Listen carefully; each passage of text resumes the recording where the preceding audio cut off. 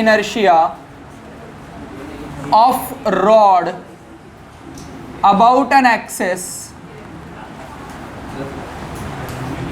at one end of rod, दूसरे एक and पे एक्सिस ऑफ रोटेशन है। तो हमारा डायग्राम कैसे आ जाएगा, मैं सिर्फ आपको डायग्राम बताऊंगा, प्रोसीजर आपको करना है एंड रिजल्ट भी आपको निकालना है। मैं रिजल्ट बताऊंगा कि क्या हो सकता है, ठीक है, but before that you have to try. ये रॉड होगा, डीएम वाला पार्ट सेम होगा, M by L into x बराबर, बट वो जो एक्स जिधर से लिया है वो है ओरिजिन, ये ओरिजिन पकड़ने का है हम लोगों को, राइट। तो ये क्या हो जाएगा, एल कॉमा जीरो, सिर्फ इंटीग्रेशन के लिमिट्स चेंज हो जाएंगे और कुछ नहीं होगा, ठीक है। ये dx छोटू सा dx लेंथ एंड इसका मास है dm at a distance x। General formula से शुरुआत करना है, आंसर निकालना है। I is equal to integration x square into M by L into d x, यही तो dm था, dm चेंज नहीं होगा बराबर, बस एंड लिमिट्स 0 से l तक। चलो ट्राई करो, आप भी ट्राई करो।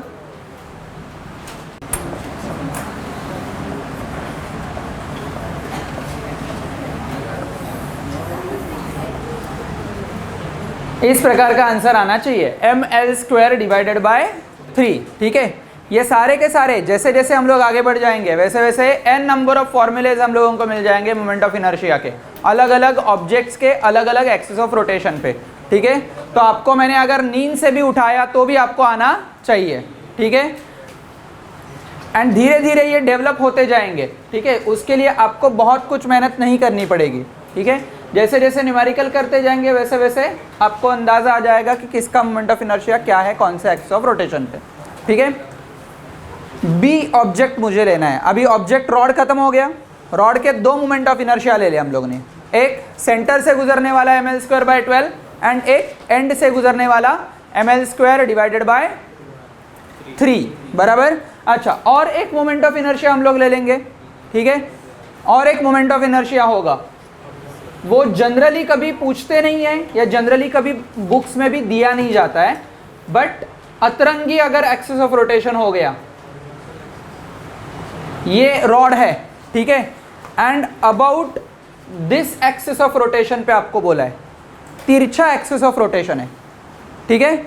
मतलब एक्सिस ऑफ रोटेशन ऐसा है, ऐसा, तो ये ऐसे घूमेगा बराबर, ऐसे तिरछा घूमेगा, राइट। तो इन दैट केस हम लोगों को क्या लेना है ना, ये एक रेफरेंस लेना है, ठीक है। मैं सिर्फ आपको प्रोसीजर बता रहा हूँ, इसमें भी आपके लिमिट्स चेंज हो जाएंगे एंड एक्स का डिस्टेंस चेंज हो जाएगा। क्या ये जो कुछ आर हम लोग यूज करते हैं डेफिनेशन में, R square d M, integration of are square d M में, वो आर क्या होता है, perpendicular distance from the axis of rotation. क्या ये जो डायरेक्ट डिस्टेंस हम लोग डीएम वाला स्ट्रिप लेके ले लेंगे, क्या वो परपेंडिकुलर डिस्टेंस होगा? क्या कौन सा परपेंडिकुलर डिस्टेंस होगा? परपेंडिकुलर डिस्टेंस ये होगा, ठीक है। Can I say that this distance अगर x होगा तो ये होगा x साइन थीटा, ये अगर थीटा होगा तो आया समझ में। तो मुझे सिर्फ एंड सिर्फ साइन थीटा भी कांस्टेंट होगा, हर एक के लिए थीटा वैल्यू सेम ही होगा ना, क्योंकि एक्सिस ऑफ रोटेशन तो कांस्टेंट सेम है, राइट। एंड ये जो रॉड है वो तिरछे ऐसे घूमने वाला है, तो थीटा का वैल्यू कांस्टेंट होगा। तो ये जो कुछ साइन स्क्वायर थीटा आने वाला है, आर स्क्वायर क्या बनेगा, x square sine square theta बराबर। लिमिट्स वही रहेंगे जो -l/2 से लेके l/2 पे हम लोग जाएंगे तो बराबर, लिमिट सेम। सिर्फ अभी इधर क्या चेंज हो गया, एक्सिस ऑफ रोटेशन से डिस्टेंस जो r है वो चेंज हो गया, ठीक है। सो इधर बाय डेफिनेशन हम लोग लिखेंगे एक्सिस ऑफ रोटेशन किधर है, axis of rotation is nothing but passing through center, but it is not perpendicular to the length, it is at an angle theta with respect to length of the rod, ठीक है। तो ये हो जाएगा moment of inertia, third moment of inertia which is mi of rod about axis passing through center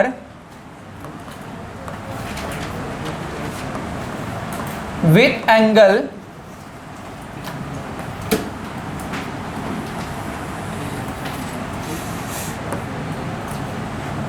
ठीक है, with angle theta.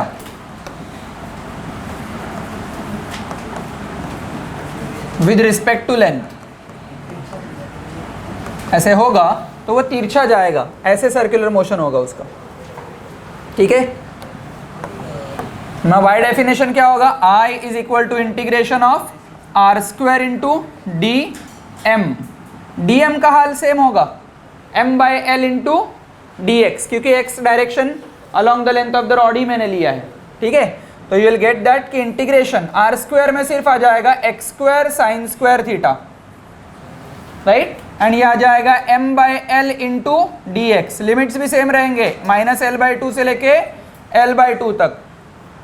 तो आपका आंसर क्या आना चाहिए, क्या गेस कर सकते हो आप, क्या गेस कर सकते हो, हाँ गेस कर सकते हो।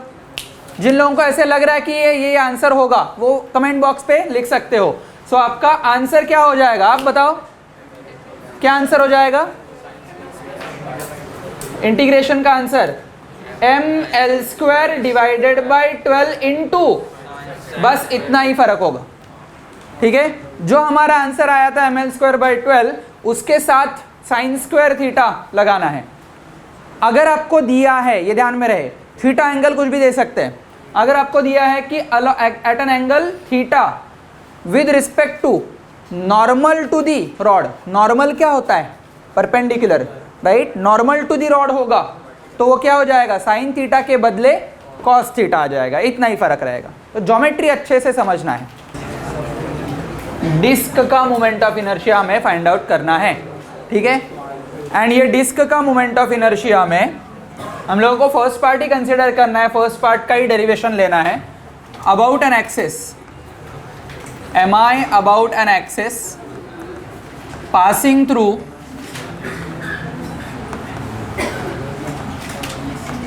Centre and perpendicular to plane of the disc.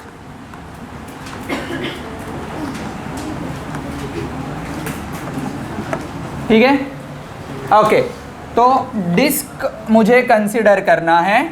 अभी ये जब डिस्क कंसिडर करूंगा तब मुझे, अगर डिस्क हॉरिजॉन्टल रखी है तो मैं ऊपर से देखूंगा तो मुझे ये ऐसा व्यू मिल जाएगा, बराबर। तो ये जो व्यू है ये है टॉप व्यू, इसको क्या बोलेंगे हम लोग, टॉप व्यू। एंड अगर मैंने बाजू से देखा तो मुझे कुछ ऐसे दिख जाएगा, बराबर। एंड एक्सेस ऑफ रोटेशन ये होना चाहिए, axis of rotation passing through center and perpendicular to plane of the disc.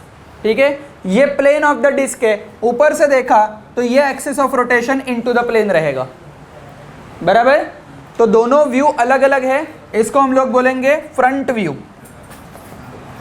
आप सब लोग इंजीनियर होने वाले हो, इंजीनियरिंग में इंजीनियरिंग ड्राइंग करके एक सब्जेक्ट होता है जिसमें अलग अलग व्यूज़ हम लोगों को निकालने होते हैं विथ मेजरमेंट।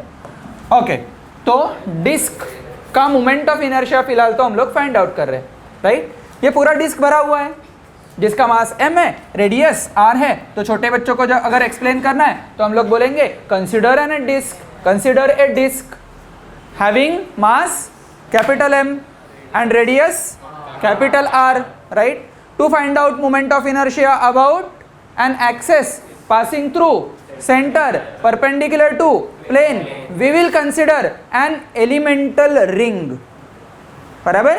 क्या एलिमेंट क्या होगा इधर, रिंग होगा, जिसका थिकनेस बहुत स्मॉल होगा, dr रेडियल डिस्टेंस, बराबर, dr ये थिकनेस होगा। ठीक है, सो इधर मैं क्या यूज करूंगा, एक डिस्क यूज करूंगा। ठीक है, ओके, अभी थिकनेस भी दिख रहा है मुझे इधर। ओके, ये है thickness dr, thickness is dr and मुझे अगर इसका मास dm बताना है तो मैं कौन से मास डिस्ट्रीब्यूशन से निकालूंगा? लीनियर से। डिस्क लीनियर है, सरफेस मास डिस्ट्रीब्यूशन यूज होगा इधर। मतलब अगर मैं इधर पूरा का पूरा मसाला यूज करूं एंड लिख लूं जो मैंने अभी बोला था, उसके बाद क्या होगा? Mass of element d m, mass of elemental ring d m is equal to sigma multiplied by d a होगा। Is it very clear? Sigma क्या होगा? What is sigma? Mass upon area, mass upon mass of the disc is m, area of the disc is area of the disc pi r square. क्या होगा? Capital small capital, बराबर। ये जो ring है, ये जो एलिमेंटल रिंग है, वो कौन से डिस्टेंस पे स्थित है? सेंटर से स्मॉल r डिस्टेंस पे स्थित है, बराबर। तो dA कैलकुलेट करने के लिए हम लोग स्मॉल r यूज करेंगे। बात क्लियर है? dA मतलब किसका है? एरिया है। सिर्फ ये एलिमेंटल रिंग का थिकनेस के साथ साथ एरिया है, बराबर। तो आई विल कैलकुलेट दैट कि this is nothing but 2 pi into small r, that is circumference, multiplied by it's thickness is nothing but area. दो डायमेंशंस हो गए, एक लीनियर हो गया एंड ये लीनियर को परपेंडिकुलर रेडियल, बराबर। तो ये हो जाएगा dr। Is it very clear? समझलं सगळ्यांना? सो dm का वैल्यू हो जाएगा m upon pi r square into 2 pi small r into dr। Pi pi मर जाएगा, बराबर। मेरे पास आ जाएगा 2m divided by r square and इधर आ जाएगा इंटू r इंटू dr। ये हो जाएगा हमारा dm वाला पार्ट, ठीक है। बाय डेफिनेशन जो हम लोगों को मोमेंट ऑफ इनर्शिया निकालना है, उसका डेफिनेशन I का वैल्यू क्या होगा? Integration of r square into dm, ठीक है। r स्मॉल r ही होगा क्योंकि ये जो एलिमेंट है वो हम लोगों को किधर से किधर तक मूव कराना है? किधर से किधर तक? बोलो बोलो बोलो बोलो बोलो। 0 से लेके r तक, कैपिटल R तक। मतलब मेरे लिमिट सेट हो गए 0 से r तक। इधर नहीं लिखूंगा क्योंकि इधर dm है, राइट। अभी dm को ओपन कर दूंगा तो you will get that here it will be r square, इधर आ जाएगा 2m divided by r square into r into dr। Is it very clear? तो ये r इसी प्रकार का लिखते हैं हम लोग, ये dr। तो r एंड r स्क्वायर क्या हो जाएगा? r क्यूब हो जाएगा। तो यही एक वेरिएबल है, बाकी सारे के लिए सारे लोग कांस्टेंट है। किधर से किधर तक? 0 से लेके r तक। अभी आपको काम करना है एंड आंसर निकालना है, ठीक है। आपको भी पॉज करना है एंड आंसर निकालना है। Tally with my answer. तो इसका आंसर क्या आएगा? mr square divided by 2। तो डिस्क का moment of inertia about an axis passing through center and perpendicular to plane is mr square by 2। नींद से भी मैंने आपको पूछा तो भी आपको आना चाहिए, आपके नींद से। Next C part, that is ring. अगर रिंग के बारे में कंसीडर करूं तो मास डिस्ट्रीब्यूशन कैसे होगा? ये बताओ मुझे, मास डिस्ट्रीब्यूशन कैसे होगा? बोलो बोलो बोलो। मास डिस्ट्रीब्यूशन कैसे होगा? लीनियर मास डिस्ट्रीब्यूशन होगा। बट असलियत में ये मास डिस्ट्रीब्यूशन की इधर हम लोगों को बिल्कुल ज़रूरत नहीं है। क्यों नहीं है? देख लेते हैं। अगर मैं रिंग कंसीडर कर रहा हूं तो रिंग का हर एक एलिमेंट जो है वो एक्सिस ऑफ रोटेशन से सेम दूरी पर है, दैट इज r। ये r डिस्टेंस पे है ना।